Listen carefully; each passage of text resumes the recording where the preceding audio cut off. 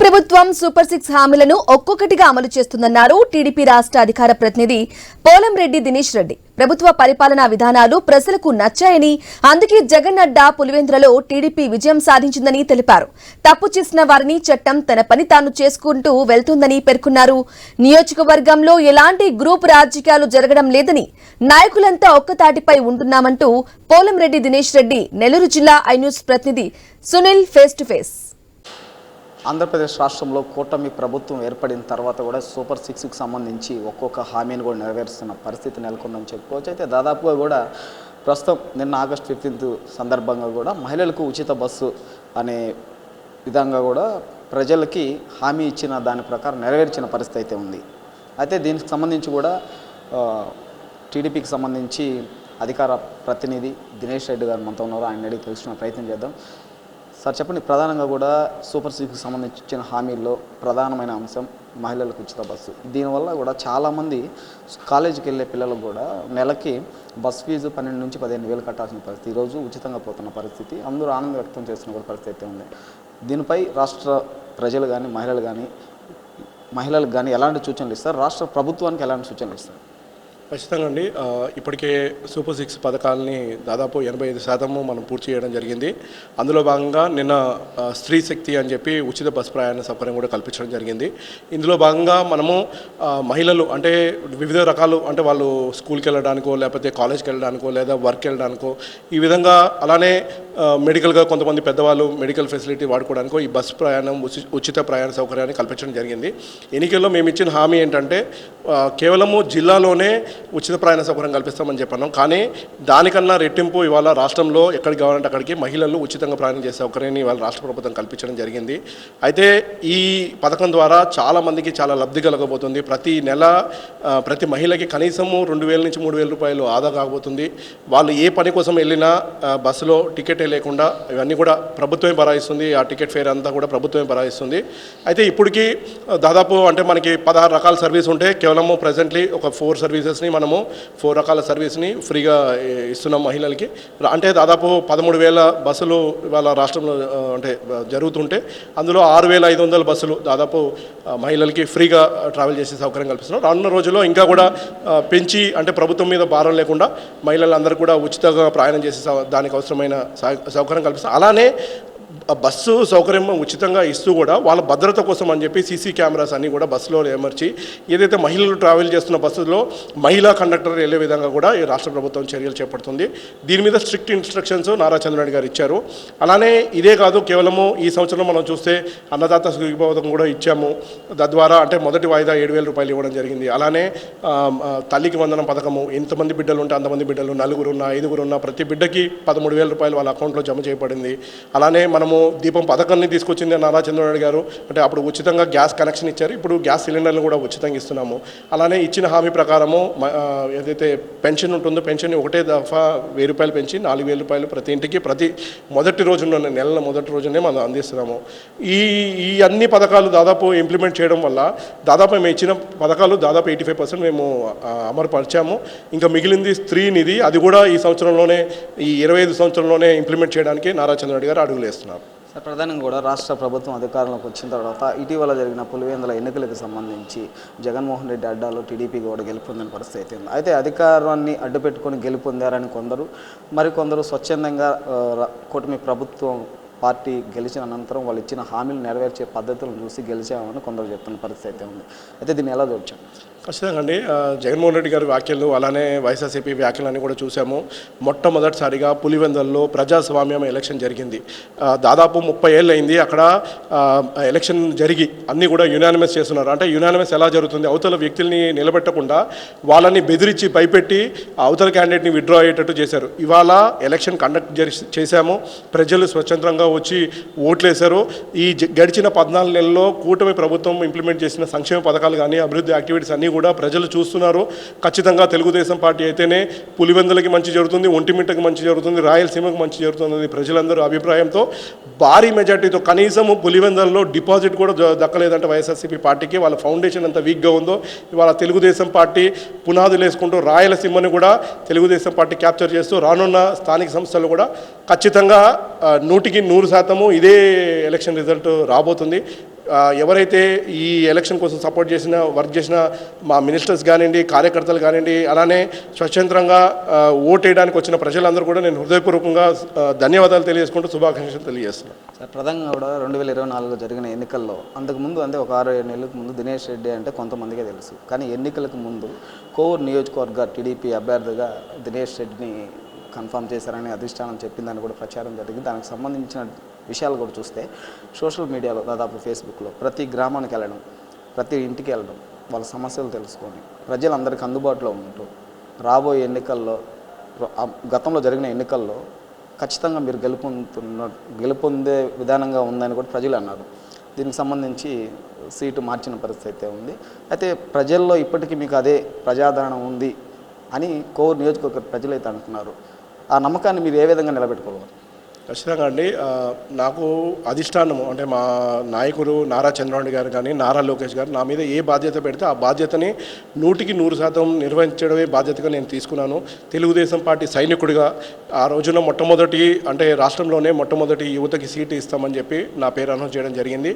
అందులో భాగంగా నేను కూడా ప్రజలందరికీ చేరువవ్వాలి. కేవలము మా నాన్న పేరు చెప్పుకోను, లేదా గతంలో మా నాన్నగారు ఎమ్మెల్యే అని చెప్పి దాని మీద నేను నిలబడాలనుకోలేదు. ప్రజలకి నేను చేరువవ్వాలి, ప్రజల సమస్యలు తెలుసుకోవాలి, ప్రజలకి అండగా నిలబడాలి, అధికార పార్టీని నిలదీయాలి. అధికార ఎమ్మెల్యే ఆ రోజు ఉన్న ప్రసన్న కుమార్ రెడ్డి చేస్తున్న అక్రమాలు, దౌర్జన్యాలు, అలానే దోపిడీని ప్రజల్లోకి పెట్టి ఎండగట్టాలని చెప్పి ఒక సదుద్దేశంతోనే నేను ఎక్కడ పడితే అక్కడ ఏ పోరాటాలు మా కోవూరు నియోజకవర్గ ప్రజలకి ఇబ్బంది పడుతున్నారంటే నేను అక్కడ వాలిపోయేవాడిని. ఆ సమస్యల పట్ల నేను నా గలం విప్పేవాడిని. ఎన్నో పోరాటాలు చేశాము. ఇసుక రీచుల దగ్గర పోరాటం చేసాము, గ్రావెల్ దగ్గర పోరాటం చేసాము. మా కోవూరికి రావాల్సిన నీళ్ళని ఆపితే నీళ్ళ కోసం మేము ఐఐబి మీటింగ్ హాల్కి వెళ్ళి పోరాటం చేశాము. అందులో భాగంగా ఏదైతే నాకు ఇచ్చిన బాధ్యత ఏదైతే ఉందో, తెలుగుదేశం పార్టీ అభ్యర్థిగా నేను నిలబడాలి, ప్రజల అభిమానాన్ని చూరుకోవాలని నేను ఏదైతే భావించానో ఆ భావన 100% నేను చేయగలిగాను. ప్రజల అభిమానాన్ని నేను చూరుకున్నాను. ఇవాళ కూడా నేను క్యాండిడేట్ కొన్ని కారణాల వల్ల మార్చాల్సి వచ్చింది. మనకి నెల్లూరు జిల్లాకి ఎంపీ క్యాండిడేట్ లేకపోవడము, అలానే వాళ్ళు వైసీపీ నుంచి రావడం, కొన్ని కారణాల వల్ల, అనువైన కారణాల వల్ల క్యాండిడేట్ని మార్చారు. కానీ నారా చంద్రబాబు గారు ఎప్పుడు కూడా నాకు అండగా నిలిచారు. ఆ తర్వాత అప్పుడు నన్ను జాతీయ అధికార ప్రతినిధిగా చేశారు, అలానే వాళ్ళు కార్పొరేషన్ చైర్మన్గా చేశారు. అలానే రానున్న రోజులు కూడా ప్రజలకు ఉపయోగపడతాను, ప్రజలకి ఎప్పుడు కూడా అండగా నిలుస్తానని చెప్పి ఎమ్మెల్సీ కూడా ఇస్తామని చెప్పి ఆయన మాట ఇచ్చారు. అలానే డీలిమిటేషన్స్ ఉన్నాయి. డీలిమిటేషన్స్ ఉన్నప్పుడు మీకు ఎక్కడో దగ్గర క్యాండిడేట్షిప్ కూడా ఇస్తామని చెప్పి ఆయన హామీ ఇవ్వడం జరిగింది. అందులో భాగంగానే నేను ప్రజలకి ఇవాళ నాకు ఉన్న పరిధిలో నేను ఏం చేయగలను, ప్రజలకి చాలా నేను చెప్పున్నాను. వాళ్ళకి ఏ విధంగా హెల్ప్ చేయగలను అధికారుల దగ్గర నుంచి కానివ్వండి, అలానే ఏదైనా సమస్యలు వాళ్ళు పడుతుంటే ఎమ్మెల్యే దృష్టికి తీసుకెళ్ళడం కానివ్వండి, లేదా మినిస్టర్ దగ్గరికి తీసుకెళ్ళడం కానివ్వండి, అలానే ముఖ్యమంత్రి గారి దృష్టికి తీసుకెళ్ళడం కానివ్వండి, ఇవాళ నేను ఏం చేయగలను అది ఖచ్చితంగా చేస్తున్నాను. ఖచ్చితంగా నా ఉద్దేశం ఒకటే, తెలుగుదేశం పార్టీ అధిష్టానం బాగుండాలి. మేము ఎక్కడైతే మా అభ్యర్థులు పెట్టుకున్నా అభ్యర్థులకి మంచి నేమ్ రావాలని చెప్పి ఉన్నాను. నా మీద ఇంకా కూడా ఎల్లలేని అభిమానం చూపిస్తున్న ప్రజలకి నేను ఎల్లవేళలా రుణపడి ఉంటాను. డెఫినెట్గా అవకాశం వచ్చిన రోజు నేను ఏదైతే చేయగలనో నాకు 100% నేను నా శక్తికి మించి నేను చేస్తాను. ఈ ప్రాంత అభివృద్ధికి ఎప్పుడు కూడా నేను సహకరిస్తానని చెప్పి తెలియదు. సార్, లాస్ట్గా కూడా రాష్ట్ర వ్యాప్తంగా హాట్ టాపిక్ అయిన విషయం, ఇద్దరు మాజీ ఎమ్మెల్యే, ప్రస్తుత ఎమ్మెల్యే వివాదం జరిగింది. దీనికి సంబంధించి కూడా కోవూరు నియోజకవర్గంలో వర్గపోరు మొదటి నుంచి నడుస్తుంది అనే ప్రచారం జరిగింది. ఈ గొడవ జరిగిన అనంతరం కూడా కోవూరు నియోజకవర్గానికి సంబంధించిన ఓ ముస్లిం వ్యక్తి ప్రెస్ మీట్ పెట్టి మరి పాయిజన్ తీసుకున్న పరిస్థితి ఉంది. దీన్ని బట్టి చూస్తే కోవూరులో వర్గపోరు నడుస్తుందంటారా, లేదు అందరూ ఒకే తాటిపై నిలబడి చేస్తున్నారంటారా? లేదండి, ఇక్కడ ఎటువంటి వర్గాలు లేవు. మేమందరం కూడా ఒకటే వర్గం, తెలుగుదేశం పార్టీ వర్గము మాత్రమే. మనం చూసాము ప్రసన్న కుమార్ రెడ్డి గారు చేసిన అనుచిత వ్యాఖ్యలు చూస్తున్నాం. మొట్టమొదటి నుంచి కూడా ఎలక్షన్ అప్పటి నుంచి కూడా ఆయన చేస్తున్న అనుచిత వ్యాఖ్యలు, అలానే మొన్న కూడా ఒక వైఎస్ఆర్సీపీ సభ పెట్టుకుని ఆ సభలో కూడా ఎమ్మెల్యే గారిని చాలా అనుచిత వ్యాఖ్యలు చేశారు. అందులో మీరు చూస్తే ప్రధానంగా ఎవరైతే మా నాన్నగారు ఫాలోవర్స్ ఉన్నారో, లేదా నా ఫాలోవర్స్ ఎవరు ఉన్నారో, వాళ్ళు ఎమ్మెల్యే గారికి సపోర్ట్గా వాళ్ళందరూ కూడా వెళ్ళారు. అభిమానంతో తెలుగుదేశం పార్టీ ఎమ్మెల్యేని ఇలా అన్నారని చెప్పి అభిమానంతో ఎమ్మెల్యే గారు సపోర్ట్గా ఆ రోజున ప్రసన్న కుమార్ రెడ్డి గారిని వ్యతిరేకించారు. ఎన్నో సందర్భాల్లో ప్రెస్ మీట్లు పెట్టారు. అలానే వాళ్ళ ఇంటి మీద దాడి జరిగిన దాంట్లో కూడా కొంతమంది వెళ్ళడం జరిగింది. అయితే ఈ వర్గపోరు అనేది ఎక్కడ కూడా లేదండి. తెలుగుదేశం పార్టీ ఎప్పుడు కూడా బలంగా ఉండాలనేదే మా ఉద్దేశము. దాని తగ్గట్టే మా కార్యకర్తలు అందరూ కూడా ఉంటారు. డిసిప్లిన్ కలిగిన కార్యకర్తలు తెలుగుదేశం పార్టీ కార్యకర్తలు. కానీ వాళ్ళకి ఎవరికైనా ఎప్పుడైనా ఏదైనా అన్యాయం జరిగినా లేకపోతే ఏదైనా అవసరం ఉన్నా డెఫినెట్గా నేను ఎప్పుడు అండగా నిలుస్తాను. ఆ సమస్యని ఎమ్మెల్యే గారి దృష్టికి, ఎంపీ గారి దృష్టికి తీసుకెళ్ళి ఆ సమస్య పరిష్కారం కోసం చేస్తున్నాం. అయితే మీరు చెప్పిన ఇష్యూ కూడా ముదివత్తిలో ఒక కార్యకర్త కొంత అక్కడ లోకల్గా ఉన్న ఇష్యూస్, అంటే అక్కడ వేరే వైసీపీ నుంచి వచ్చిన లీడరుతో ఉన్న ఆ ఇష్యూస్ మేరకు వాళ్ళిద్దరికీ పసక్గా కొద్దిగా ఎమోషనల్ అయ్యి ఆయన పాయిజన్ తీసుకున్నారు. దేవుడి దయ వల్ల ఆయనకి ఎటువంటి ప్రమాదం జరగలేదు. డెఫినెట్గా ఆయన ఏదో ఎమోషనల్గా చేశారు, కానీ ఆయన కూడా ఏమీ వ్యతిరేకం కాదు. ఖచ్చితంగా 100% మీరు చూస్తే ఏ కార్యక్రమంకి వెళ్ళినా ఇమాం బాషన్న, మీరు చెప్పిన పర్సన్ కూడా ఇమాం బాషన్న, ఆయన అన్ని కార్యక్రమాల్లో, ఎమ్మెల్యే గారి కార్యక్రమాల్లో చురుగ్గా పాల్గొంటున్నారు, అన్నీ కూడా చేస్తున్నారు. కాకపోతే ఒక పాయింట్ ఆఫ్ టైంలో అవతల అక్కడ ఉన్న అంటే లోకల్గా విలేజ్లో ఉన్న వర్గం పోరు, దానివల్ల ఒకరి ఇంపార్టెన్స్ నాకు ఉండాలి ఇంపార్టెన్స్ దాంతో కొద్దిగా మనస్తాపానికి చెంది ఎమోషనల్గా ఆయన ప్రధానంగా కూడా ఈ కోవూరు కొట్లాటకు సంబంధించి అధికార పార్టీ అధికారులు ఉండడంతో ఏదైతే ప్రస్తుత మహిళా ఎమ్మెల్యేపై వివాద వ్యాఖ్యలు చేశారు, దీనికి సంబంధించి కేసు నమోదు చేశారు, విచారిస్తున్నారు. అయితే దాదాపు 100 మంది మాజీ ఎమ్మెల్యే ప్రసన్న కుమార్ రెడ్డి ఇంటిపై దాడి చేశారు. దీనిపైన ఎలాంటి చర్యలు ఇప్పటికైతే లేదని కూడా ప్రజలు విమర్శిస్తున్న పరిస్థితి ఉంది. దీనికి సంబంధించి కూడా అధికార పార్టీ అధికారులు ఉందని జరిగిందంటారా, లేదు జరిగిన విషయాలని కూడా అధిష్టానం దృష్టిలో ఉంచుకొని ఒక మహిళా ఎమ్మెల్యేకి జరిగిన అన్యాయాన్ని గురించి కేసు కట్టి విచారించారంటారు? ఖచ్చితంగా అండి. ఫస్ట్ ఆఫ్ ఆల్ అసలు వైఎస్ఆర్సీపీకి మహిళలు అంటే అసలు గౌరవమే లేదు. మొట్టమొదటి నుంచి కూడా మహిళల్ని కించపరుస్తూ మాట్లాడుతున్నారు. ఈవెన్ వాళ్ళ అధికారంలో ఉన్న సమయంలో కూడా మహిళల్ని కించపరుస్తూ మాట్లాడుతున్నారు. అలానే వాళ్ళ తల్లిగారిని దూరం చేసుకున్నారు, వాళ్ళ చెల్లెల్ని దూరం చేసుకున్నారు. అలానే వాళ్ళ బాబాయ్ హత్య కేసు ఉంటే కనీసము సొంత బాబాయ్ ఆయన మర్డర్ జరిగితే ఇప్పటి వరకు దర్యాప్తు చేయకుండా వాళ్ళ చెల్లెలు పాపం కాలరి ఇలా తిరుగుతుంటే ఆవిడకి సపోర్ట్గా నిలబడలేదు. ఆ ధోరణి అనేది వైఎస్ఆర్సీపీ పార్టీలో ఉంది. అది ఈ ప్రసన్న కుమార్ రెడ్డి గారి మాటల్లో కూడా తెలుస్తుంది. ఆయన చేసిన అనుచిత వ్యాఖ్యలు చాలా చాలా చాలా రూడ్గా మాట్లాడారు, చాలా వేగ్ మాటలు మాట్లాడారు, ఇష్టం వచ్చినట్టు మహిళల పట్ల మాట్లాడడం జరిగింది. అందుకు తెలుగుదేశం పార్టీ మొత్తం కూడా, ఎందుకంటే మొట్టమొదటి నుంచి కూడా వైఎస్ఆర్సీపీ పార్టీ మహిళల కంటే గౌరవం లేదు కాబట్టి మా ఎమ్మెల్యే గారు ఎవరైతే ప్రశాంత్ రెడ్డి గారు ఉన్నారో ఆయన మీద చేసిన అనుచిత వ్యాఖ్యలకి తెలుగుదేశం పార్టీ పూర్తి సపోర్టు ఆవిడకి చేసింది.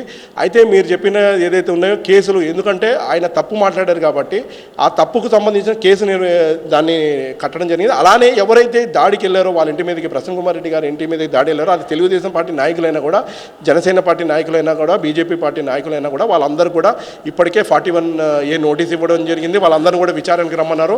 వాళ్ళందరి మీద కూడా ఖచ్చితంగా, ఎందుకంటే ప్రభుత్వము వాళ్ళు తీసుకోవాల్సిన చర్యలు అన్నీ కూడా ఖచ్చితంగా తీసుకుంటుంది. ఎవరైతే ఏదైనా ప్రూవ్ అవుతాయో ఆ ప్రూవ్ అన్నీ కూడా చేస్తారు. ఎందుకంటే అది కొద్దిగా భావోద్వేషాలకి గురయ్యి మా ఎమ్మెల్యేని ఇలా అన్నారు, ఇట్లాంటి వ్యాఖ్యలు చేస్తూనే ఉన్నారు. ఎన్నిసార్లు మనము చెప్పినా కూడా ఆయన మార్చుకోవట్లేదని, ప్రసన్న కుమార్ రెడ్డి గారు మార్చుకోవట్లేదని చెప్పి భావించి వాళ్ళందరూ కూడా వాళ్ళు వెళ్ళి అక్కడ దాడి చేయడం జరిగింది. అవన్నీ కూడా ఖచ్చితంగా ఎవరైతే దాడి చేశారో వాళ్ళ మీద ఖచ్చితంగా ప్రభుత్వం తీసుకోవాల్సిన చర్యలు తీసుకోవాలి. అలానే ప్రసన్న కుమార్ రెడ్డి గారు వాళ్ళ అనుచరులు ఎవరైతే ఈ అనుచిత వ్యాఖ్యలు చేశారో వాళ్ళ మీద ఖచ్చితంగా కఠిన చర్యలు అయితే ఉంటాయి. ఎందుకంటే మహిళల్ని కించపరుచు మాట్లాడితే తెలుగుదేశం పార్టీ ఉపేక్షించదు. మహిళా ప్రభుత్వం, మహిళా పక్షవాతి ప్రభుత్వం ఏదైనా ఉందంటే అది కేవలం తెలుగుదేశం పార్టీ ప్రభుత్వం మాత్రమే. డెఫినెట్గా అది కేవలం ఎమ్మెల్యే గారు కాదు, దిగువ స్థాయిలో ఆఖరి ఉన్న మహిళ మీద ఏ చిన్న జరిగినా కూడా, ఇప్పుడు నిన్న కూడా చెప్పారు, స్వతంత్ర దినోత్సవం చెప్పారు, మహిళల జోరికి వస్తే తాట తీస్తా అని చెప్పి చంద్రబాబు నాయుడు గారు చెప్పారు. ఖచ్చితంగా ఆ మాటకి నిలబడి ఉంటాం. మహిళలకి, మహిళా అభ్యున్నతికి, మహిళలకి రక్షణగా ఈ ప్రభుత్వం ఎప్పుడూ నిలుస్తుంది. ప్రధానంగా కూడా మనం చూసినట్లయితే కోవూరు నియోజకవర్గానికి సంబంధించి కూటమి ప్రభుత్వం చేస్తున్న సూపర్ సిక్స్కి సంబంధించి వాళ్ళు చేస్తున్న అమలు, సూపర్ సిక్స్లో ఏదైతే పథకాలు హామీ ఇచ్చారో ఆ పథకాల గురించి కూడా దినేష్ రెడ్డి చెప్పిన పరిస్థితి అయితే ఉంది. అయితే ఇప్పటికీ కూడా కోవూరు నియోజకవర్గంలో ఇటు మాజీ ఎమ్మెల్యే, ఇప్పుడు ప్రస్తుత ఎమ్మెల్యే పక్కన పెడితే కూడా ఒక క్రేజ్ ఉన్న వ్యక్తి దినేష్ రెడ్డి అని కూడా చెప్పుకోవచ్చు. ప్రస్తుతం ఈ మహిళలకు సంబంధించి మొన్న పులివెందులో జరిగిన ఎన్నికల గురించి కూడా అధికార పార్టీ ఎలాంటి అధికారాన్ని అడ్డుపెట్టుకొని గర్వంగా కానీ అదేవిధంగా బలవంతం చేసి పులివెందులకు సంబంధించిన ఎన్నికలకు సంబంధించిన ఓట్లు కూడా వేయలేదని కానీ, అదేవిధంగా మహిళల పట్ల రాష్ట్ర ప్రభుత్వం, కూటమి ప్రభుత్వం ఏదైతే ఉందో మహిళల పట్ల కూడా గౌరవించే ప్రభుత్వం టీడీపీ ప్రభుత్వం అని కూడా దినేష్ రెడ్డి అయితే చెప్తున్న పరిస్థితి నెలకొందని చెప్పుకోవచ్చు. కెమెరామెన్ హుస్సేన్ బాషాతో reporter Sunil, I News, Nellore నుండి.